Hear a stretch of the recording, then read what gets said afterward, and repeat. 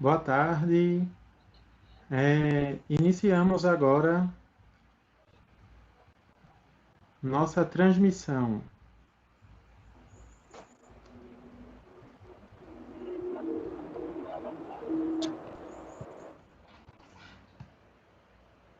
Estão me escutando?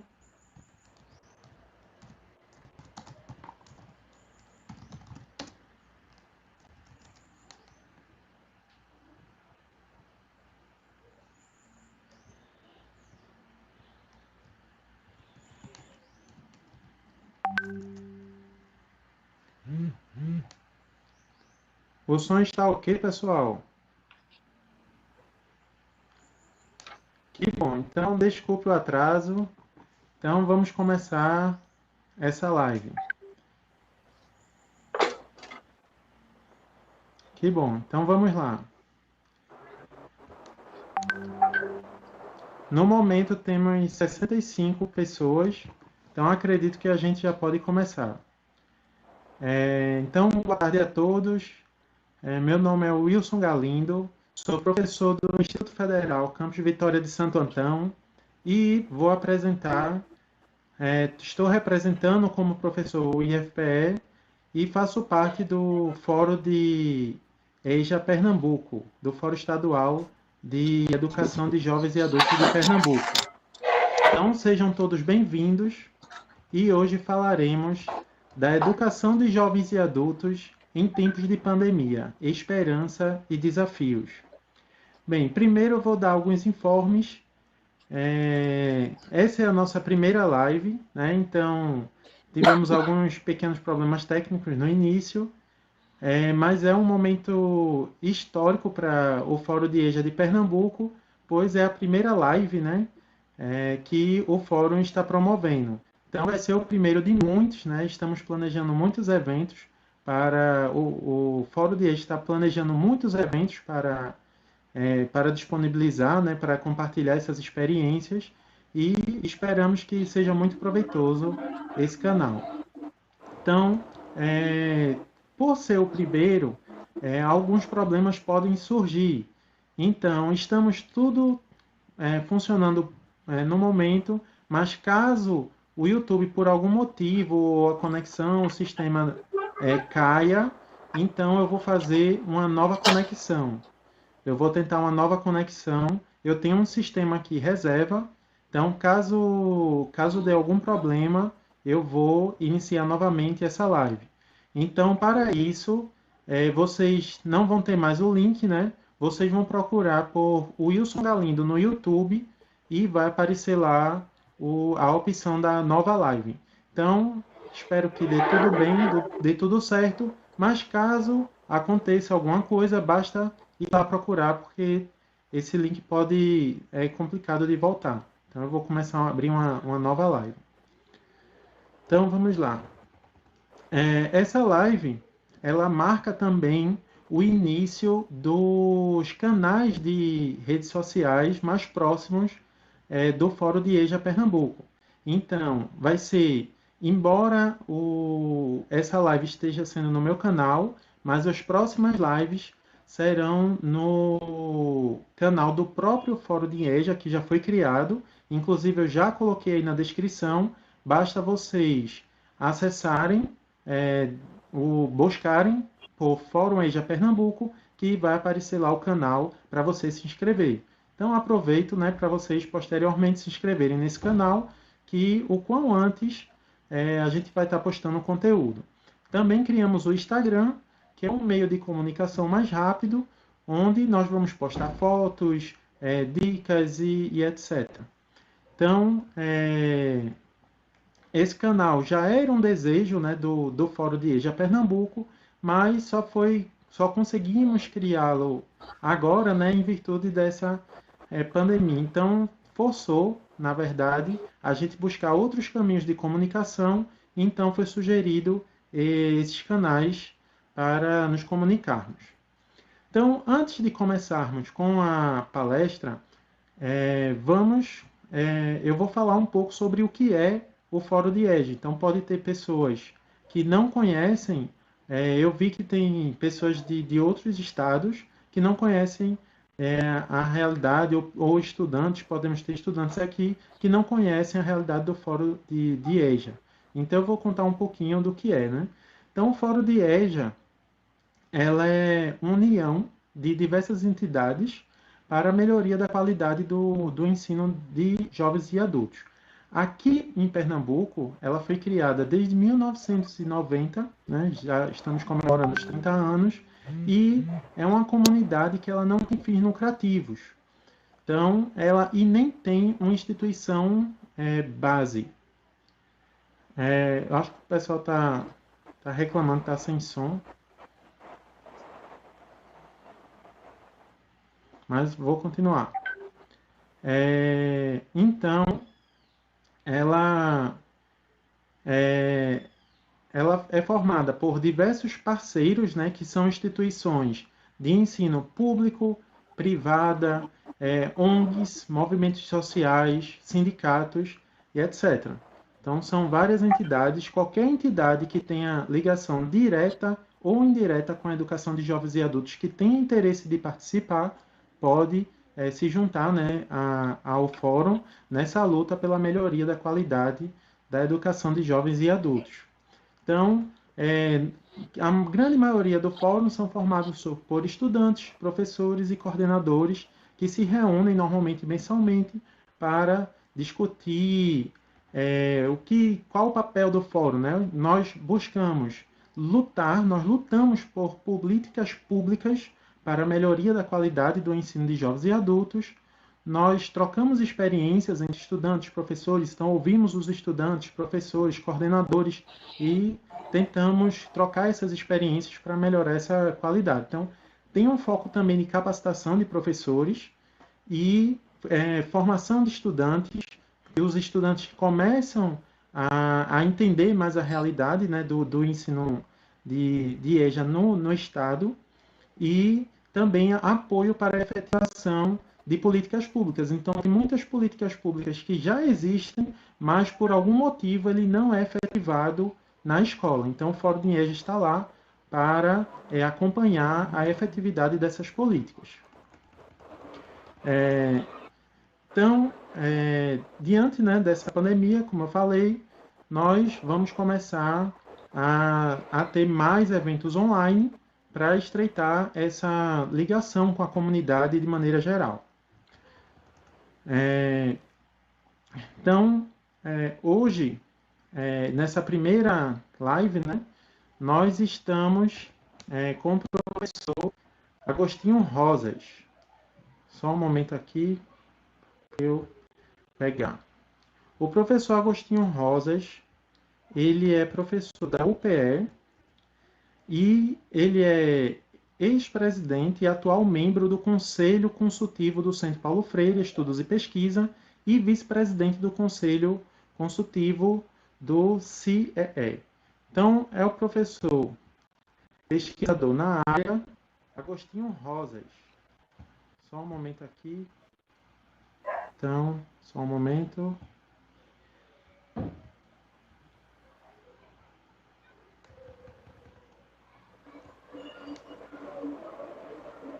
Pronto. Então, o professor Agostinho é referência, né, na pesquisa na educação de jovens e adultos, e ele vai falar hoje sobre o tema a educação de jovens e adultos em tempos de pandemia, esperança e desafios. Então, como é que vai funcionar? Ele vai dar uma explanação entre 30 e 40 minutos e, posteriormente a isso, abrimos as perguntas no chat. Eu vou repassar para ele e ele vai responder estas perguntas. Então, possa ser que eu não dê conta, né, de ler todas as perguntas, mas eu vou fazer o possível para conseguir registrar todas. Então, eu vou passar aqui, vocês vão ver o professor Agostinho. Vou passar aqui para o professor Agostinho. Agora nós estamos com 65, né, espectadores online. Então, professor Agostinho, só um momento que já vai. Pronto, então, boa tarde, professor. Boa tarde, Wilson. Então, é uma honra, né, começar essa nova jornada, né, de eventos online do Fórum de IEJA, começar com o senhor. Então, é, pode começar aí a explanar sobre os assuntos. Eu vou acompanhar o chat para ver se está tudo em ordem. Vou manter o, o chat. Obrigado. Primeiramente, eu gostaria de dar boas-vindas a todas e todos que estão aqui conosco e aqueles que ainda não puderam chegar. A alegria de poder compartilhar ideias, reflexões no entorno da educação de jovens, adultos e idosos. É uma discussão perene no nosso fórum. Como o Wilson havia dito inicialmente, o fórum tem essa característica. Talvez possamos aqui dizer que ele seja uma das instituições no Brasil de maior intervenção democrática. Não tem dono, nós instituímos uma coordenação, essa coordenação ela tem um tempo de atuação, é modificada a partir das discussões e representações eleitas em assembleia. Portanto, o fórum é um lugar de discussão, reflexão permanente na busca de orientações para as políticas públicas no entorno da educação de jovens e adultos. Então, esse tema que hoje nos coloca, por pertinente que seja, ele nos coloca logo de cara para pensar a realidade nacional brasileira e, com isso, pensar a nossa condição em Pernambuco, que é o lugar do nosso fórum. Isso quer dizer que talvez um dos maiores desafios e esperança para nós seja superar essas orientações, por vezes equivocadas, do próprio governo. Nós estamos encontrando elementos que nos põem diretamente na ponta da reflexão o significado das representações e o seu estado pela significação de nos representar política, social, teórica, filosófica e epistemologicamente enquanto ponta da nação. No momento que nós assistimos às expressões da nossa representação direta de governo fazendo anúncios de uma posição nada ética, nos coloca logo de cara para pensar a função que nós exercemos com a educação orientada a jovens e adultos. É importante que nós comecemos a pensar que estamos diante de uma educação que, como dizia João Francisco de Souza, é uma educação que lutamos para seu fim. O que nós desejamos não é a permanência da EJA. O que nós lutamos é para que um dia a EJA não seja mais necessária e que todos os brasileiros e brasileiras de qualquer recanto dessa nação possa exercer o seu direito à educação pública, gratuita, de qualidade. É nesse contexto que o Fórum de Educação de Jovens e Adultos vem se posicionando.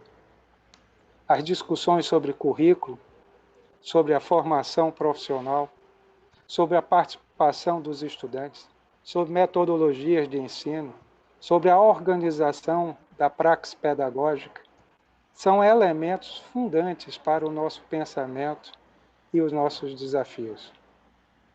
Pensar uma educação que é anunciada recentemente pela BNCC como um estado à distância de educação, é talvez um dos elementos gritantes para a nossa resistência didático-pedagógica. Pensar a educação nesse modo, como uma proposição de governo, me parece, logo de cara, uma expressão política com a qual deixa claro não conhecer a diversidade, as desigualdades da nação brasileira. Porque nós estamos falando de diversos lugares em que sequer a luz elétrica chega, quanto mais os sinais para uma comunicação à distância.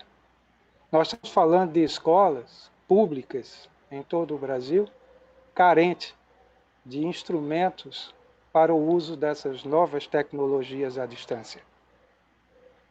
Nós estamos falando de que a formação acadêmica, de que as universidades, em seu trabalho com a formação profissional de professores, tanto no campo da pedagogia como das licenciaturas, também não estão aí orientadas a uma discussão sobre as novas tecnologias e o campo direto das ações na prática pedagógica.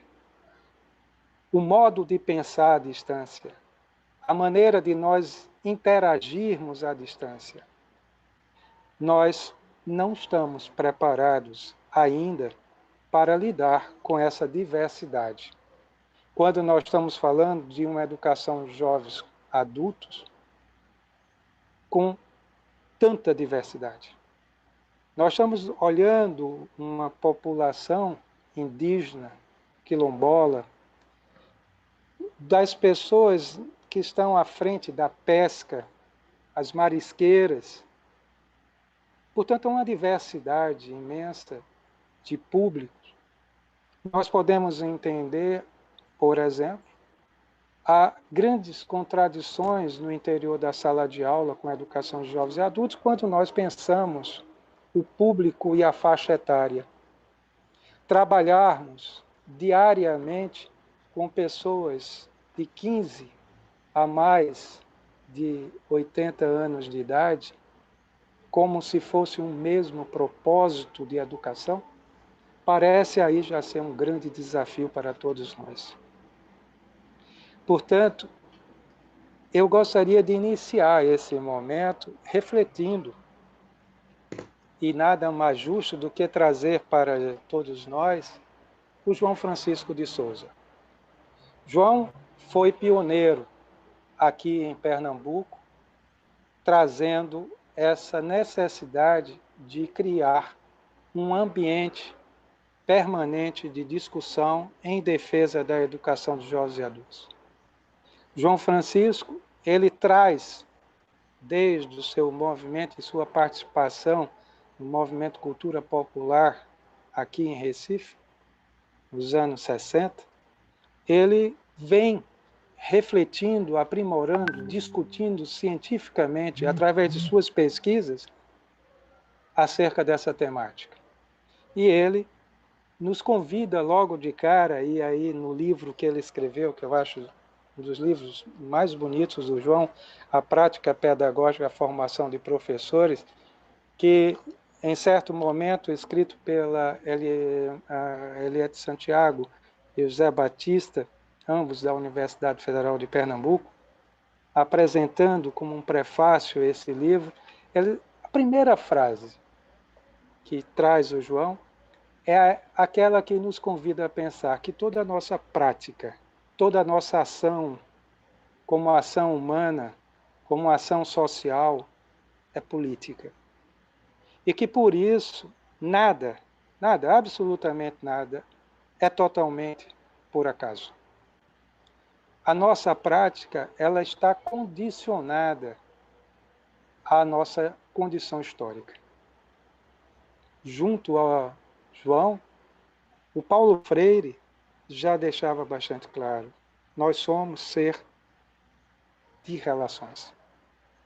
Os nossos contatos que fazem parte desta relação, eles não são suficientes para nos definir enquanto ser humano. É essa condição socioantropológica de ser humano que faz com que a gente possa viver na nossa incompletude. Esse estado humano inacabado que justifica e faz a significação, a valorização das nossas ações e das nossas contradições.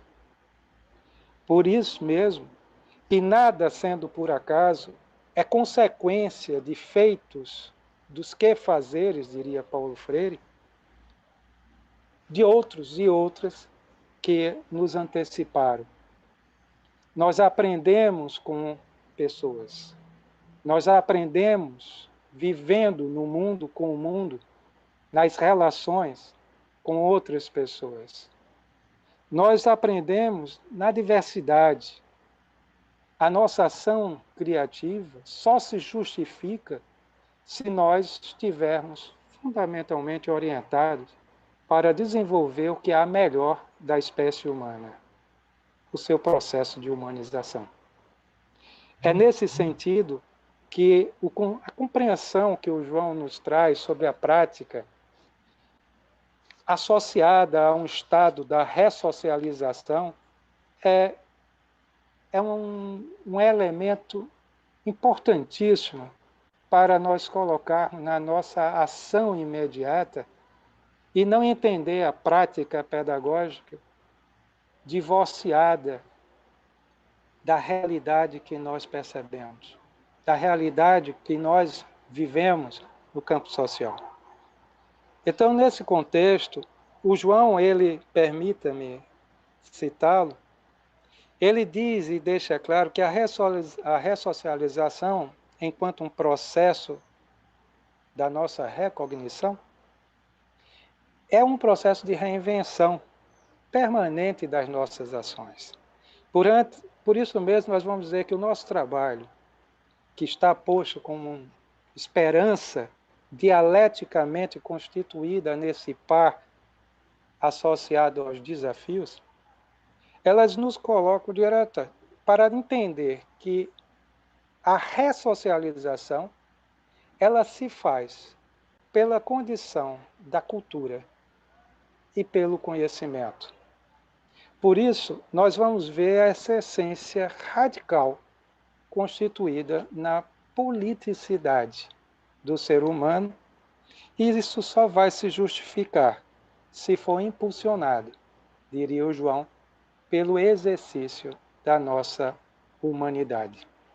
Então, com a prática e o conceito de prática pedagógica que o João traz para a gente pensar, nós estamos aqui trazendo-o como sendo um dos elementos significativos para esse desafio. O desafio que para Paulo Freire implica em nós podermos listar as situações limites, que são os problemas, desafios que cada um, eu, você, todos nós captamos da realidade que vivemos, e que essa forma de captar a realidade, ela está constituída com o saber e o não saber, é uma ação dialética, por vezes equivocada, nos leva a interagir com outros e outras.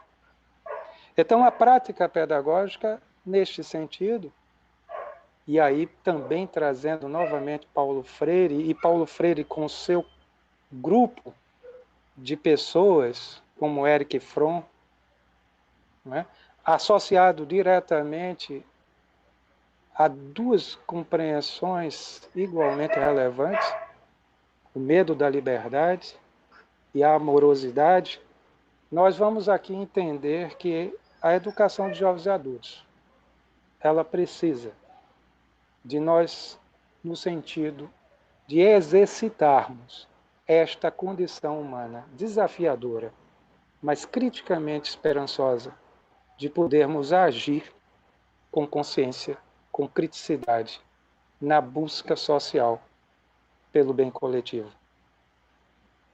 Paulo Freire, ele já nos alertava, toda ação da pluralidade humana está constituída pela diversidade das singularidades de cada um de nós. Nós, como pessoas singulares, nós desenvolvemos a nossa prática. a prática cotidiana, a cidadania. Então, entre os vários e diversos desafios que a educação de jovens e adultos nos chama a pensar, as questões orientadas à metodologia de ensino, é ponto significativo quando a gente diz: não é possível ficarmos pensando a EJA com os mesmos elementos da educação infantil e do ensino fundamental, marcado para as idades regulares de ensino. Nós temos que pensar o público EJA enquanto um público diversificado. Nós precisamos entender que essa diversidade, ela traz no seu singular características fortíssimas da desigualdade política, social em nosso território nacional. As questões que nós vivemos em Recife não são iguais. Elas mudam entre os bairros, elas mudam entre as escolas, porque os professores, os estudantes são diferentes.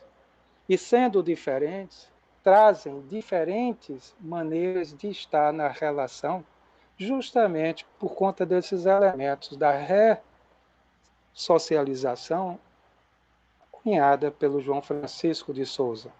Então, nós podemos entender que a prática da EJA é fundamentalmente uma dimensão que nós vamos nos instituir como uma forma política de cultura. Nós trabalhamos culturas. Nós instituímos uma organização de culturas. Nós precisamos fazer com que a nossa prática pedagógica com a educação de jovens e adultos, aqui em particular, ela consiga dar saltos no campo da superação do estado mais aparente das coisas para um estado mais essencial. Nós precisamos exercitar a crítica autêntica. Para Paulo Freire, o diálogo é um elemento fundamental da comunicação com o qual nós podemos interagir, superando as verbosidades, as palavras ocas, e colocar nas nossas bocas palavras pensadas, autênticas da nossa veracidade no momento da sua própria pronúncia. Então, nesse sentido, eu sou levado a pensar com cada um em uma que a nossa EJA, ela está inserida nas nossas ações de pessoas comprometidas com a transformação social. Não é possível nós ficarmos acomodados olhando o retrato da nação brasileira nesse percurso de pandemia, experiência inusitada na vida de todos nós. Somos todos igualmente analfabetos em pandemia. Nós somos analfabetos nisso. Nós não sabíamos pensar pandemia. Nós não sabíamos olhar a pandemia. Nós não especulávamos a pandemia. O estado que nós vivemos hoje é um estado de sofrimento. Qualquer ação que a gente vá realizar hoje, enquanto princípio para a formação dos novos valores em EJA, não pode negar, fechar os olhos para as vidas perdidas durante esse período. São homens, mulheres, idosos, crianças, jovens, adultos que morreram. A nossa prática pedagógica, ela precisa valorizar e respeitar a memória viva desses brasileiros desconhecidos, anônimos. Pessoas que estão sendo depositadas com seus corpos na terra, como que nós estivéssemos plantando vidas. Essa condição humana é fundamental para nós podermos organizar as nossas ideias. nós não podemos esquecer do hoje. Recentemente, Silke Weber, em uma live promovida pela DUFEP, da Universidade Federal de Pernambuco, ela deixava claro na sua fala a importância de que nossos valores eles estão na pauta das nossas reconfigurações. Nunca mais a sociedade planetária será a mesma. Ela exige mudanças. Ela exige novas ações. As tecnologias, as novas tecnologias, elas vieram e estão e vão ficar. E nós precisamos pensá-las e aprender com elas. Daí eu dizer, estávamos todos analfabetos desse tempo. E nós estamos exercitando a nossa alfabetização. Cada um de nós, estando no seu isolamento social, está aprendendo a entender esse isolamento. O que significa o isolamento e o que significa esse afastamento?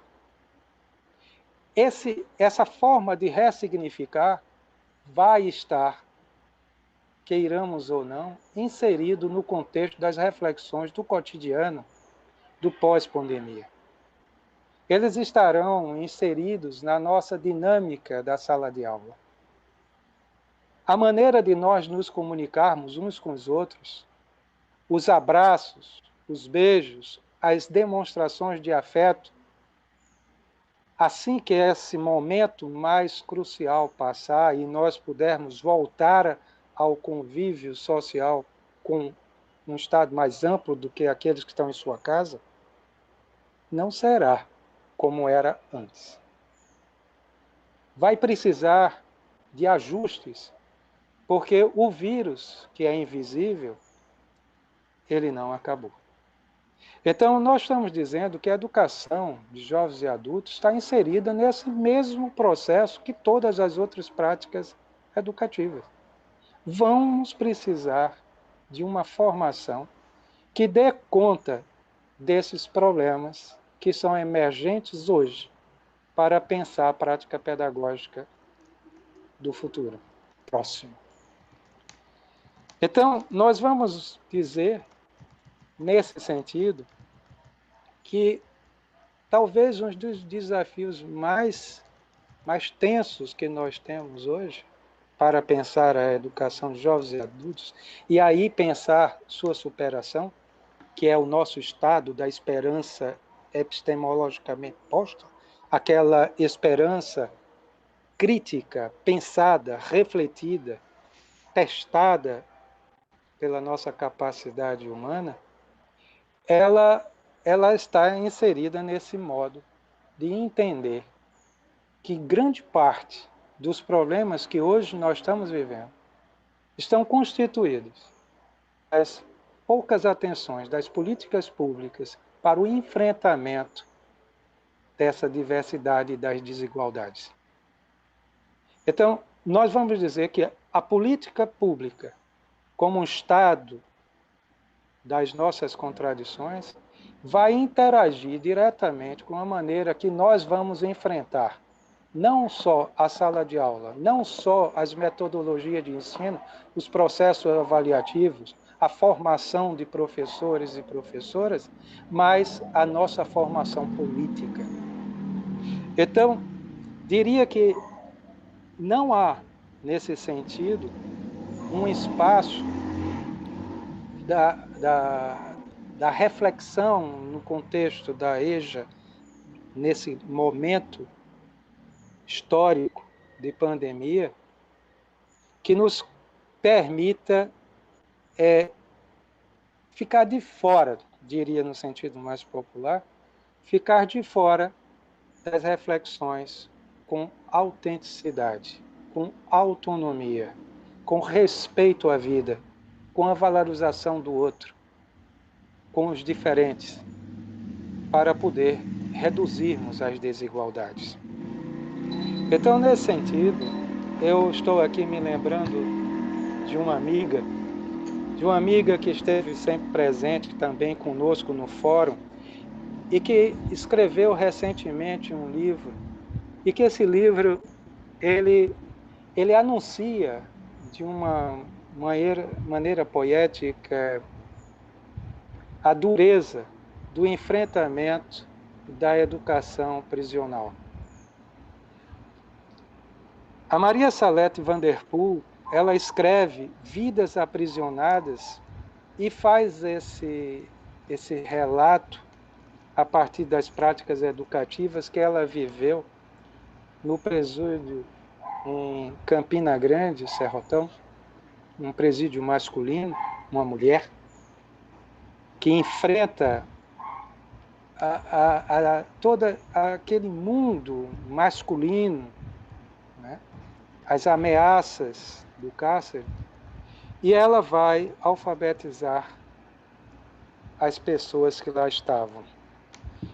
E ela, nesse livro, traz as histórias de vida de alguns que permaneceram e outros que, durante o processo de alfabetização, terminaram falecendo em presídio.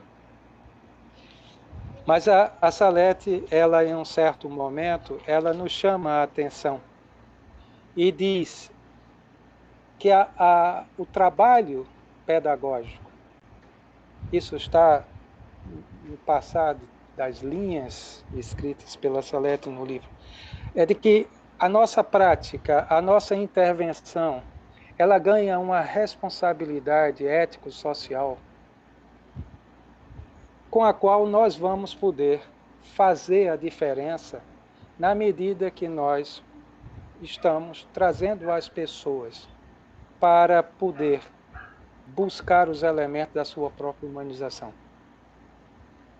Então, é nesse contexto que nós podemos entender, desde a Salete van der Poel, como que as vidas aprisionadas, elas não são vidas que não têm possibilidade de transformação. Nós precisamos entender que o que levou as pessoas ao cárcere, que levou as pessoas à prisão, e, por outro lado, as condições com que nós vamos fazer o enfrentamento e o entendimento de como que nós vamos trabalhar com essas pessoas, elas têm diretamente, eu penso que tem aqui diretamente uma posição ético-política da nossa formação. Então, nós somos responsáveis também por isso. O trabalho exercido com as marisqueiras no interior de Pernambuco não tem como funcionar se nós formos trabalhar com um currículo que não considere a história de vida, o modo como essas mulheres lutadoras pela sobrevivência pensam o seu trabalho com a natureza, o horário da natureza, o horário da maré. Pensar a matemática sem refletir o lugar onde elas trabalham é causar nessas pessoas um distanciamento que justifica sua permanência numa sala de aula. Então, com isso, emergem outros desafios. A educação de jovens e adultos precisa entender diretamente a realidade do público, da sua diversidade e das desigualdades. Mais uma vez, eu interajo aqui com essa discussão da BNCC, convidando, na verdade, alinhavando a educação à distância. Se nós temos profundas dificuldades em sala de aula, de ter uma sala de aula qualificada para isso, que leve em consideração os corpos humanos na diversidade das suas faixas etárias e das suas condições de movimento para ocupar fisicamente o espaço da sala de aula, as cadeiras, os assentos. Se nós não levarmos esse contexto em consideração, Nós estamos falando de que educação? Nós estamos falando de que sociedade? Uma sociedade que não sabe olhar o seu coletivo? Portanto, me parece que esse estado de pandemia, ele com um desafio à nossa aprendizagem, por mais dura que tenha sido, e que venha nos provocando, é também um lugar de esperança para a nossa superação. Recentemente, na verdade, segunda-feira, estava eu e esse amigo Wilson conversando, e no teste dessa live, porque ele é conhecedor da informática, não eu sou apenas um utilitário, eu faço uso dela, mas eu não sou conhecedor dela. Mas nós começamos a conversar e eu dizia para Wilson, esse momento que eu estou vivendo, ele está sendo um momento assim muito curioso, porque eu estou tendo espaço para poder exercitar em mim a aprendizagem de coisa que eu não sei fazer. Uma das coisas que eu venho querendo aprender é como mexer em madeira, fazer móveis. Mas aí está uma condição, eu não sei fazer. E como fazer? Como escolher uma madeira que justifique a transformação de uma árvore para um móvel? Politicamente, que escolhas fazer? O que significa essa interação homem que pensa com o estado da natureza, com a condição de pensar, de sentir, tomar decisões para agir, e a árvore que não pensa? Como que nós vamos, então, organizar essa nossa diversidade? Como nós vamos criar de maneira que justifique a ação criativa?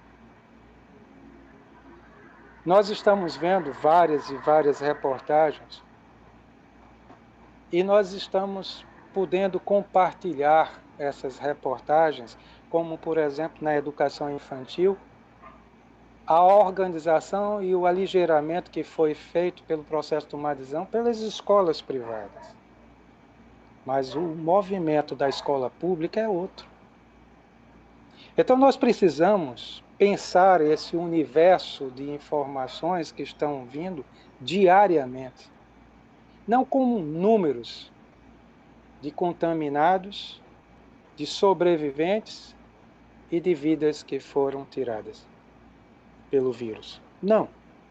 Mas pensar como que esse movimento da pandemia vai possibilitar a nossa superação enquanto ser humano.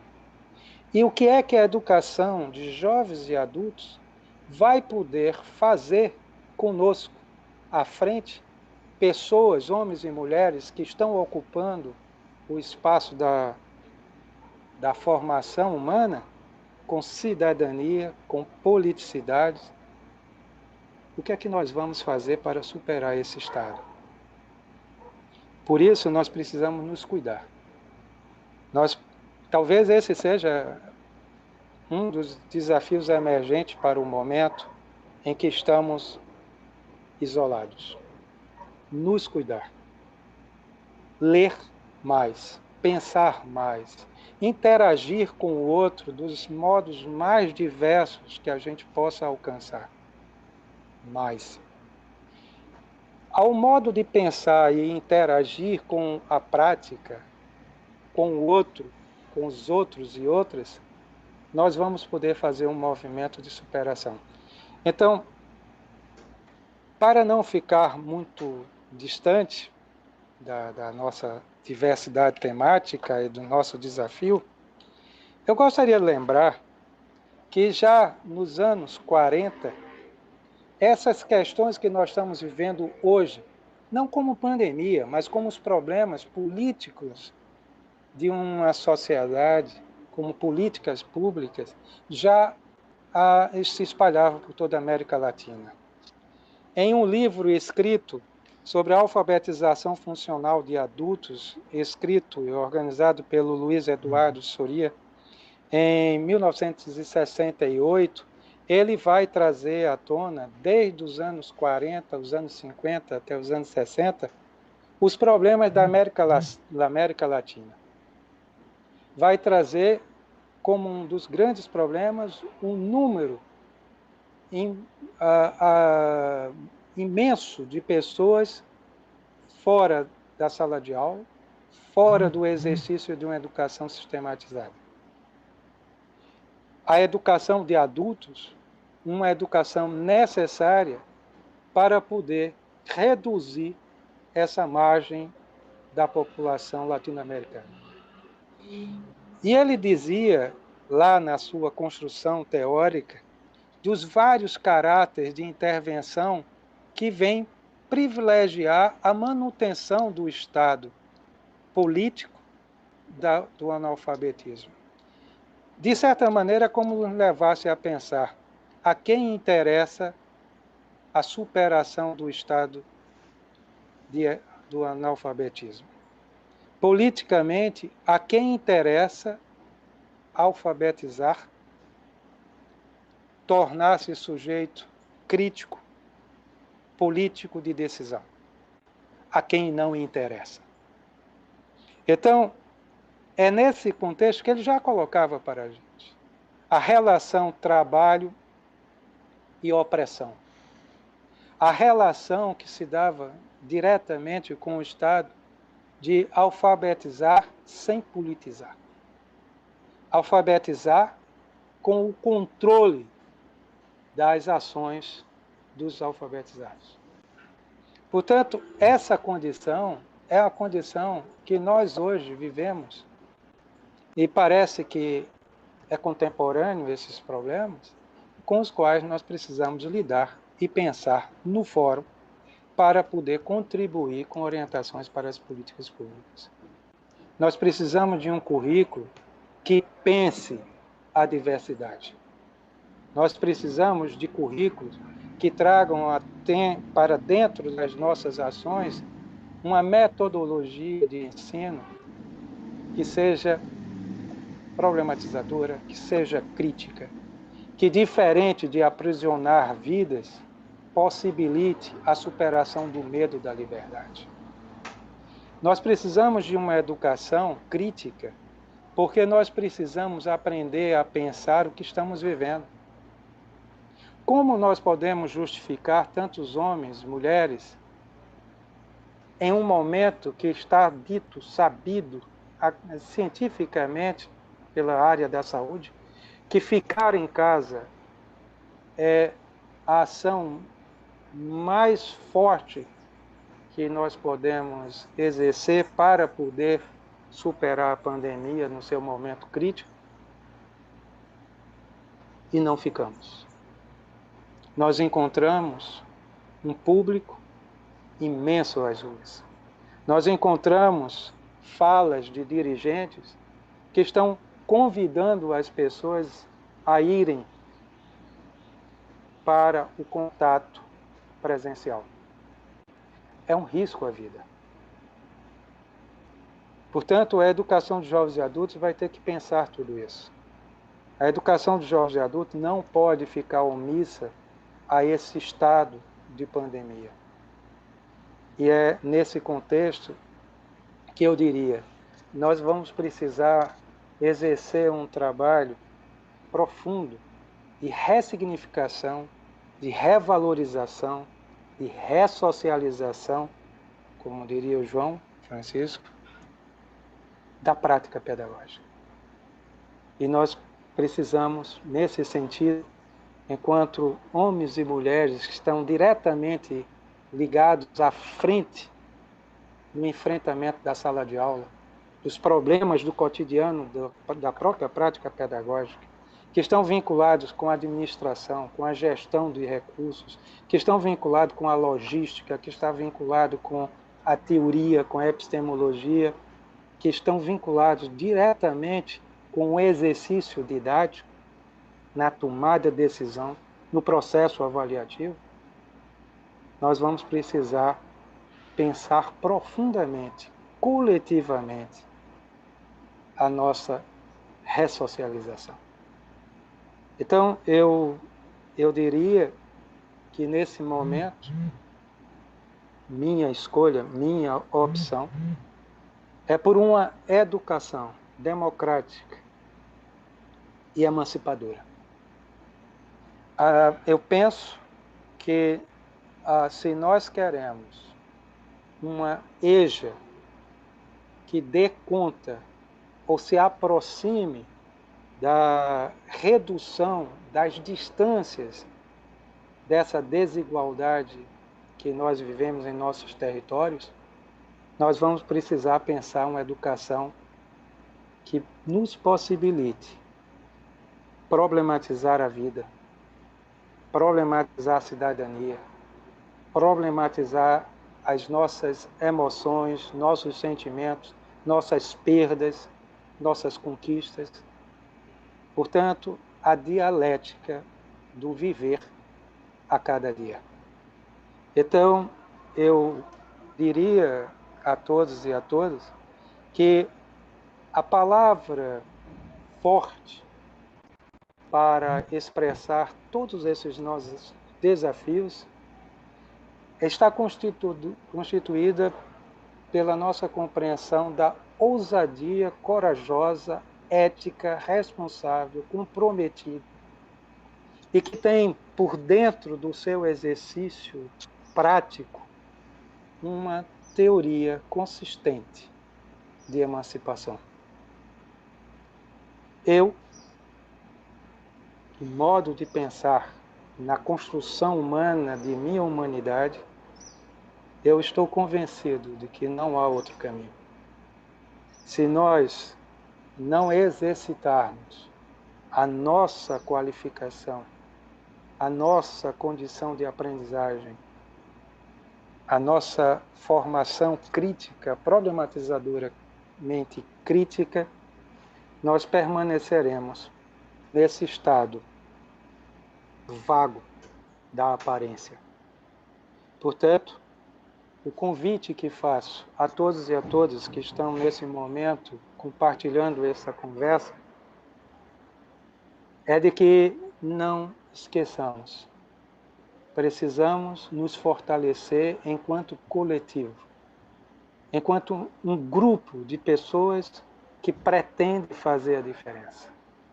É nesse sentido que eu convido a todos e a todas, os mais jovens e aqueles que já não são tão jovens assim, a escrever suas práticas, a divulgar suas práticas. Talvez, no pós-pandemia, quando nós voltarmos para dentro das salas de aula, talvez o nosso exercício de escrever e pensar a prática seja um desafio simultaneamente constituído pela nossa esperança de transformação. Eu estou convencido, e eu lido com isso no cotidiano da vida, quando eu estou diante de pessoas que não tiveram as mesmas oportunidades que eu tive no sentido da educação, marcada por essa sistematização, por uma educação que me permitiu pensar e, pensando, buscar, galgar por uma autonomia crítica, eu diria que aumenta o meu lugar no mundo, no sentido de contribuir com outros e outras, com estas pessoas que não tiveram mesmo as mesmas condições. Portanto, o meu convite a todos e a todas é que sejamos mais ativos, sejamos mais presentes, mesmo no isolamento. Vamos inventar essa forma do conceito de presença. Vamos ultrapassar esse limite aparente do virtual, mas fazer do virtual o estar presente. Eu não sei como fazer. Mas eu sei que nós podemos fazer a diferença juntos, enquanto pessoas que pensam, que refletem a sua prática. Se nós continuarmos entrando e saindo da sala de aula sem pensar o feito, no sentido do que fazer na continuidade, nós, de alguma maneira, penso, vamos deixar esse momento de uma crise política de valores da nossa sociedade ao tempo. Portanto, eu diria, já finalizando, que a esperança que interessa é aquela esperança que Paulo Freire anunciava. Uma esperança crítica, por isso mesmo epistêmica, ou epistêmica, por isso mesmo crítica. Uma esperança marcada pelo conhecimento. Não a espera, como dizia Freire, uma espera vã. Não, mas é a esperança crítica, que não é marcada por apenas esperar, mas por fazer um movimento de sua superação. De entender que os desafios não podem ser constituídos como pensou Karl Jasper quando pronunciava situações limites, como uma barreira, um obstáculo, mas fazer a situação limite uma outra significação mais próxima do que Álvaro Pinto nos convidou a pensar como desafios, aquilo que Paulo Freire adotou por uma relação dialética entre situações limites e o inédito viável. A situação limite como esse lugar que nós captamos com a nossa cultura, com a nossa história e com o conhecimento que a gente vai constituindo, nos constituindo e constituindo nossas relações. E, portanto, é a margem do desafio que problematiza. A pedagogia da pergunta, a pedagogia da esperança, a pedagogia do diálogo, a pedagogia da autonomia, são expressões significativas com as quais nós precisamos aprender a pensar uma pedagogia da revolução, uma prática pedagógica que se faça enquanto expressão da ressignificação dos nossos valores e da nossa posição de homens e mulheres no mundo e com o mundo. Muito obrigado. Obrigado, professor Agostinho. Então, parabéns, né, pela exposição. Nós se mantivemos com 65 espectadores, né? Então mostra que realmente prendeu a atenção. Você recebeu muitos parabéns. Depois você pode conferir lá no chat as pessoas realmente mostrando a necessidade realmente de compartilhar essas questões da modalidade de jovens e adultos. Então, ficou claro, né, que os nossos desafios são justamente lidar com essa diversidade na educação de jovens e adultos, lidar com essas tecnologias sem esquecer a humanização. Então, entender as especificidades da EJA e uma angústia nessa, como fica se a educação de jovens e adultos presencial já era uma luta, uma batalha constante, então e agora com o virtual, né, com o ensino remoto, como fica essa educação? Então, como você já sugeriu, então é uma incógnita, né? Nós todos, como você disse, somos analfabetos nessa questão, mas um caminho é justamente esse que você também apontou, compartilhar experiências, né? Publicar, usar a tecnologia a nosso favor, né? Entender que essa educação é um ato político e, ao mesmo tempo, humano. Então, não esquecer dessa parte política e de humanização. E sempre contextualizando, né, com as necessidades, a realidade dos estudantes. Então, acredito que se a gente realmente caminhar para esse lado, a gente vai ter experiências muito positivas. E agora, né, nesse momento da live, nós abrimos para perguntas e quem quiser, né, se identifica e faz a pergunta, né, digita a pergunta e eu vou passar para o professor Agostinho.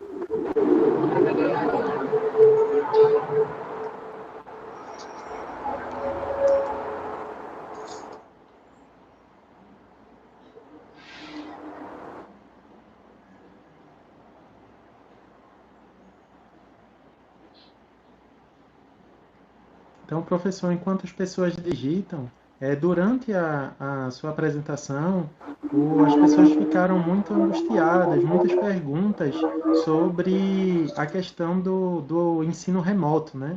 Nessa pandemia. Então, como é que fica o acesso, principalmente muitos estudantes, né, que não têm acesso à internet.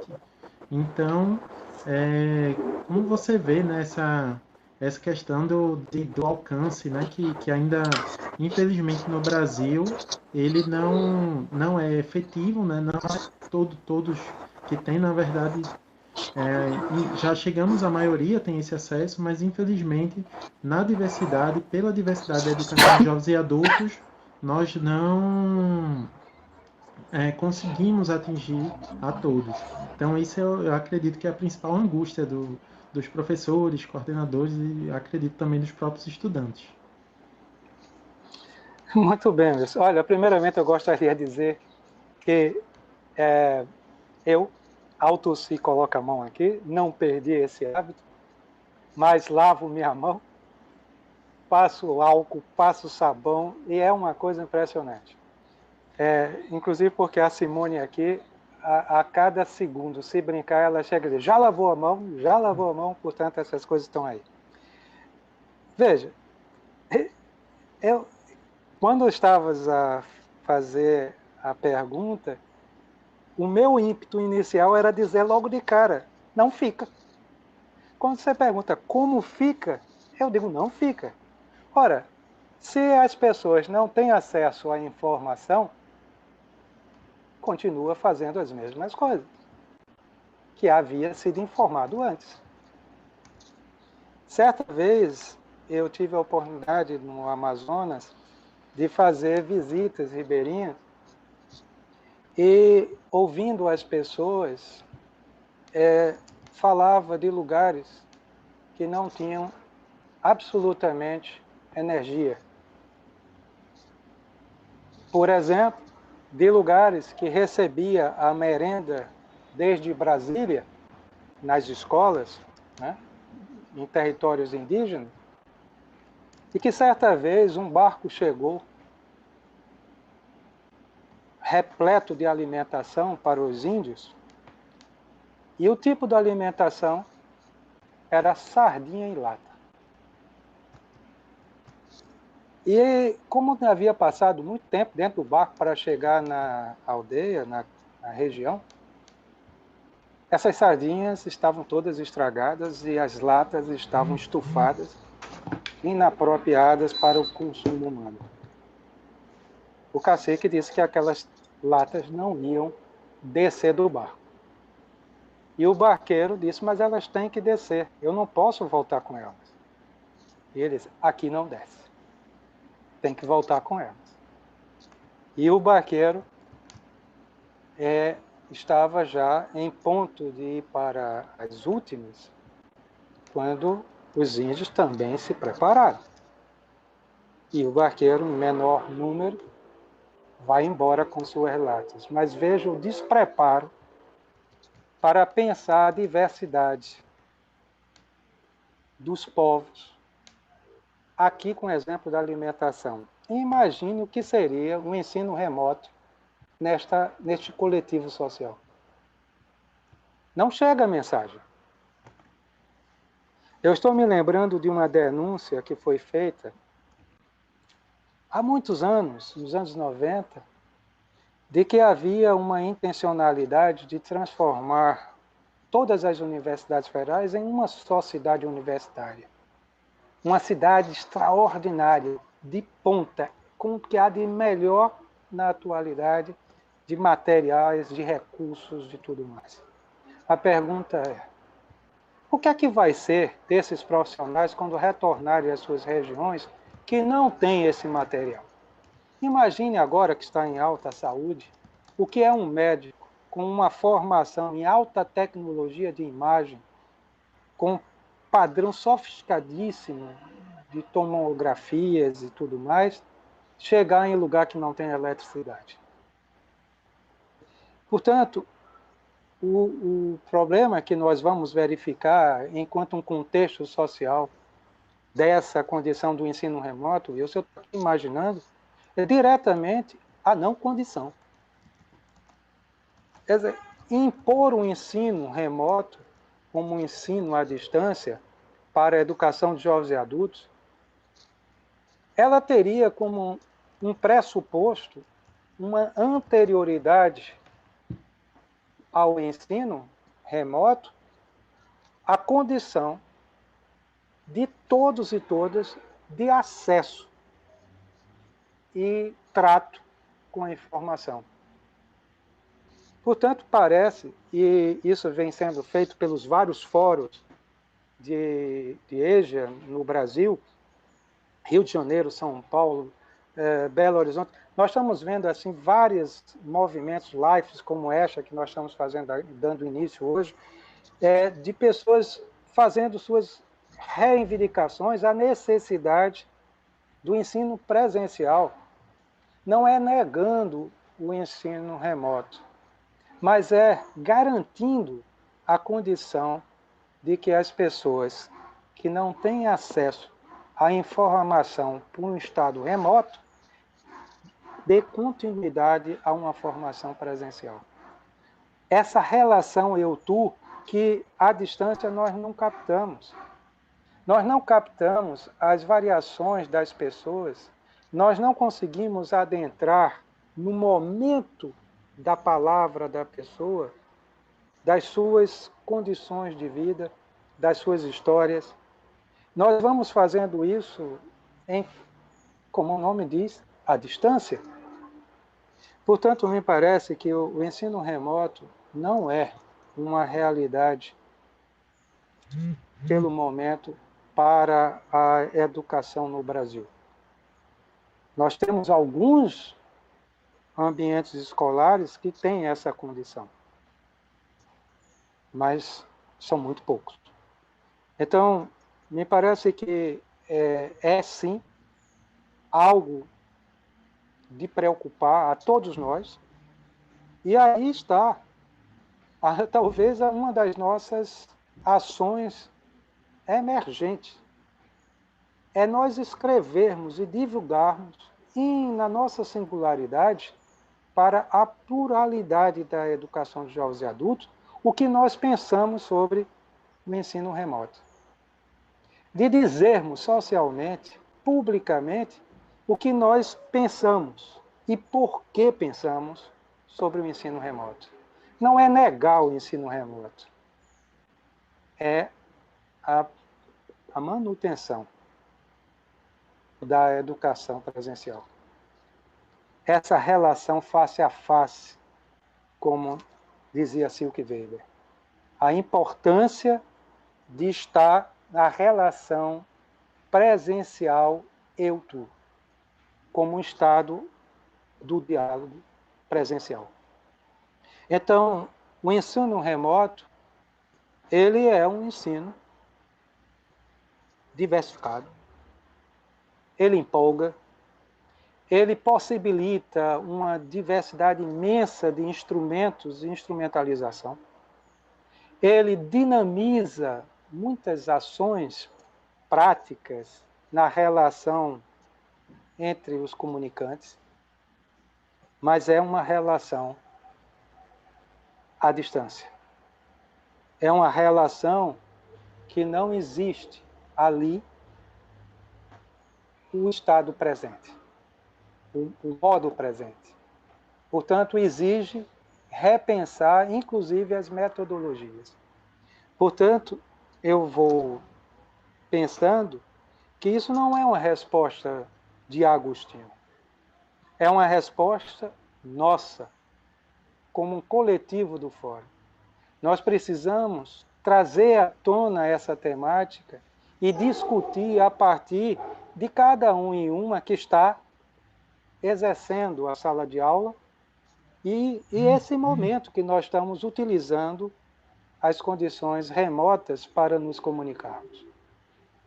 Eu, recentemente, estava dentro das discussões com a Universidade de Pernambuco e estava sendo colocado por alguns integrantes a retomada com o ensino à distância, né? E eu dizia, eu, aqui onde moro, em Dois Irmãos, quer dizer, parte da cidade de Recife, mesmo que fique mais afastado do centro de Recife, hoje está engolido, é um bairro engolido pela cidade e que vai fazendo fronteiras com outros municípios e que não há mais distâncias. Eu estou cercado, de um lado, pela Universidade Federal Rural de Pernambuco e, por outro, por um centro de saúde, a LAFEP, né? A parte de medicação do Estado, né? E eu aqui não tenho uma internet de qualidade que me permita permanecer em comunicação com um tempo necessário de uma aula ou de uma atividade prolongada. Não tenho. Então, eu estaria sendo, nesse sentido, pelo ensino remoto, eu estaria ficando de fora porque eu não tenho acesso.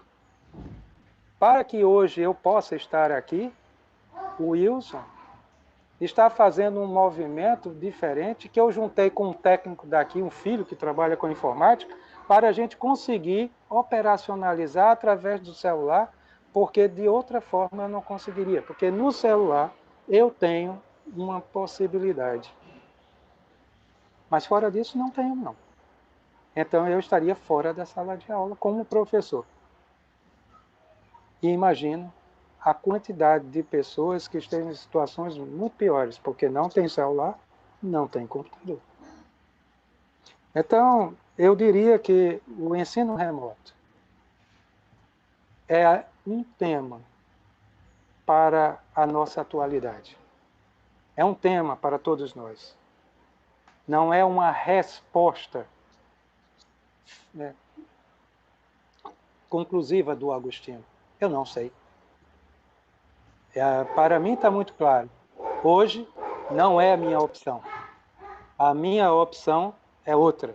A minha opção é pela condição presencial da sala de aula. Eu diria isso por hora. Professor, não pensar que o ensino remoto ele vai substituir o ensino presencial, né? Então ele deve ter pensado, a gente vê muito que o ensino, neste momento, a humanização, o diálogo, ele é mais importante que, a princípio, né, de que o conteúdo.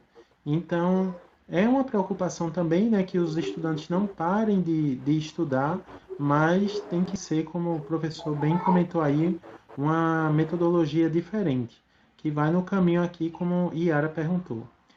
Professor, tem outra pergunta aqui, a conta chama Alice Vitória. Professor Agostinho, de fato e é notório que os alunos que estão fora da faixa têm a tendência de desistir nesse tempo de pandemia. O que o educador, como educador, poderíamos fazer para criar vínculos com a escola?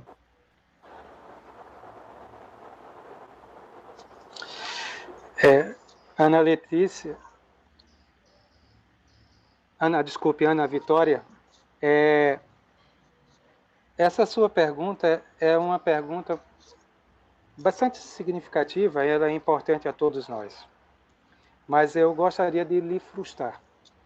Eu não sei lhe responder. O que fazer?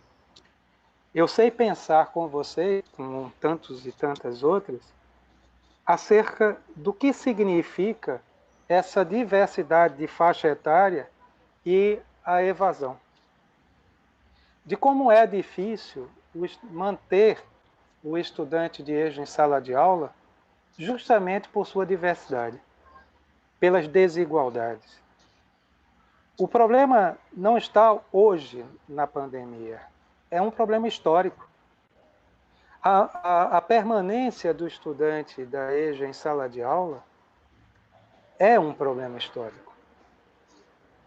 Imagine uma pessoa, depois de uma jornada árdua, dura de trabalho, sentar-se numa sala de aula, por muitas vezes despreparada para a corporeidade das pessoas, cadeiras pequenas para pessoas grandes,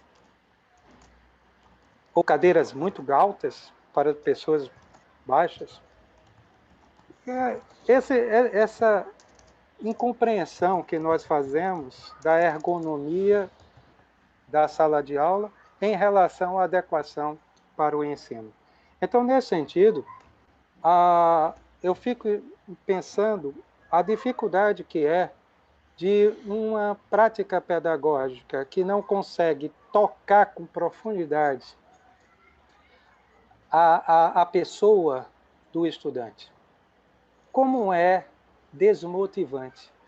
Ao mesmo tempo, como é difícil para os professores e as professoras, para todos nós, manter a força, a energia da motivação quando nós também estamos nessa mesma jornada. Muitos professores e professoras começaram a trabalhar a sala de aula às 7h30 da manhã, entrou no segundo turno da tarde e da tarde para a noite no contínuo. Isso diariamente. Portanto, as pessoas vão se desgastando, nós vamos cansando. E é tanta atividade, é tanto preenchimento, tanta coisa para dar conta, que o professor vai perdendo o seu espaço de planejamento, de reflexão, de leitura, de atualização, para poder manter viva a motivação com o outro. Então, Alice, eu diria que a faixa etária não é apenas pela idade avançada, mas o confronto direto entre idades muito jovens com idades muito avançadas, no mesmo espaço, como dizia antes, é um problema. Os interesses de um jovem de 15, 16, 17 anos é diferente de uma pessoa de 60, 70, 80. E a teimosia nossa é de que o currículo seja igual, que eles precisam aprender as mesmas coisas. Portanto, me parece que a desistência das pessoas está entre uma das causas, inclusive porque nós temos discutido isso com uma certa frequência nos fóruns, essa evasão acentuada, ela vai se dando com os fluxos da territorialidade do lugar de onde essas pessoas, os estudantes, o público, vêm. Então, se eu estou numa entre-safra, por exemplo, o corte da cana, como é que eu vou esperar que os estudantes estejam na sala de aula se o que está em causa é a condição necessária da sobrevivência pelo trabalho? Como é que eu vou fazer, por exemplo, o trabalho da sala de aula em situação da construção civil, com o operário da construção civil, se a força do capital está dizendo construa, construa, construa, construa, levante parede, e não há espaço para a sala de aula. Então, como é que eu vou pegar com essas pessoas, no sentido mais amplo, da sua permanência na sala de aula, digo, está verdadeiramente presente. Não é de estar na sala de aula exaurido, ofegante, e por conta do seu cansaço, muitas vezes ser nocauteado pelo sono. Então, a desistência é um desafio para todos nós, mas não é pelo momento de hoje. A evasão e a desistência do ensino é um problema histórico da educação de jovens e adultos. Assim como as novas tecnologias com o ensino remoto, me parece que as respostas elas não estão em pessoa isolada, mas está no nosso exercício, na nossa ousadia corajosa de escrever o que sentimos, o que pensamos, sem censura, e poder compartilhar com outros e outras esses nossos sentimentos marcados pelas palavras que escrevemos. Caruaru, o trabalho que foi desenvolvido em Caruaru com a EJA, possibilitou que fosse criado um fórum de EJA com estudantes. Observe, é o estudante mobilizando politicamente o estudante para manter-se força presente no contexto da sua aprendizagem. Então, politicamente, nós devemos entender que a criação dos fóruns com estudantes, com a autonomia do estudante, é um espaço, talvez, de autocontribuição conosco na sala de aula. Porque precisamos exercer um trabalho coletivo de superação dessas grandes dificuldades. A faixa etária, o estudante que está fora da faixa etária, que é um conceito, portanto, é uma maneira de pensar formalmente a valorização de fora da faixa etária, porque nós temos como um pressuposto que existe a faixa etária certa, correta, adequada, mas nós precisamos entender, inclusive, esse conceito. Ele é um conceito de que está adequado a quem? O que significa politicamente fora da faixa etária?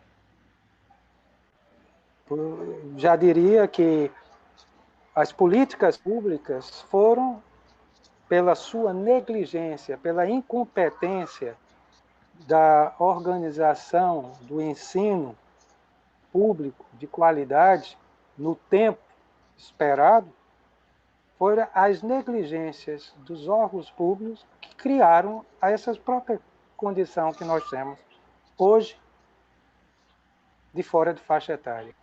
Não temos escola para todos os brasileiros e brasileiras. Não temos professores para todos os brasileiros e brasileiras. A pandemia está mostrando isso.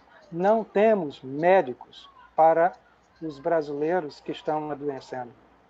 Nós não temos médicos contratados na quantidade necessária para atender os que estão adoecendo.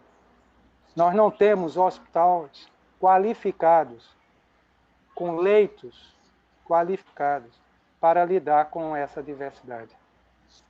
É semelhante. As pessoas na área da saúde também não estavam preparados para lidar com essa pandemia. E eu insisto, a pandemia está nos colocando no exercício de nos repensar, de nos ressignificarmos no sentido da nossa alfabetização com relação à própria pandemia. Então, Alice, eu diria que, por hora, a maneira que nós temos de confrontar diretamente o problema da faixa etária é a nossa coragem, no sentido mais autêntico da nossa ousadia, de enfrentarmos politicamente o contexto da EJA. É de dizermos, de denunciarmos, de conversarmos, de aprendermos uns com os outros que estão na frente da sala de aula dos seus problemas. Se nós conversarmos mais, debatermos mais, contribuir com as nossas proposições exitosas, nós estaremos então fazendo talvez uma maneira de enfrentamento desses problemas que hoje nós captamos. Lamento por não lhe dar uma resposta mais próxima do que seria a resposta certa. Mas não correndo o risco da resposta certa, eu diria como Paulo Freire, não atribuir uma resposta certa é uma maneira de pensar certo. É isso. Professor, só uma correção que eu estava olhando num lugar errado aqui, mas nós tivemos mais de 200 pessoas ao vivo, né, ao mesmo tempo acompanhando nossa live. Então acredito que foi um grande sucesso e já estamos chegando aqui a 1 hora e meia de live.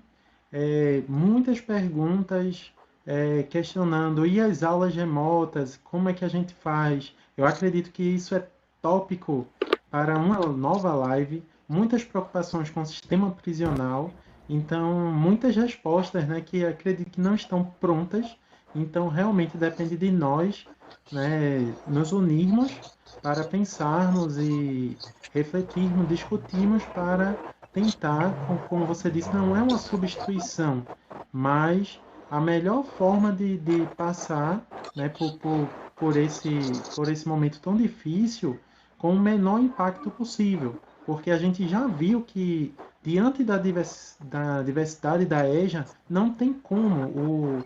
O trabalho remoto, o ensino remoto, ele não dá conta da especificidade da EJA. Então, o que nos leva a discutir a melhor forma de lidar com isso. Então, professor, quero agradecer. Você pode falar as palavras finais, agradecer a todos os espectadores que nos ouviram até agora, pedir desculpas, né, porque é a nossa primeira live, então problemas técnicos, atrasos, e então acredito que são normais, mas espero que tenham contribuído, né, com todos uma palavra realmente de motivação e de esperança para nós professores, né, para os estudantes e todos os envolvidos na educação de jovens e adultos. Então, professor. Muito obrigado, Wilson. Eu quero agradecer a todos que eu não vejo e a todas que eu não vejo, dizer que é uma experiência estranha demais falar para o celular e imaginar as várias e diversas fisionomias do outro lado, os vários nomes não pronunciados. É diferente, é uma aprendizagem, é estranha, mas é a maneira possível.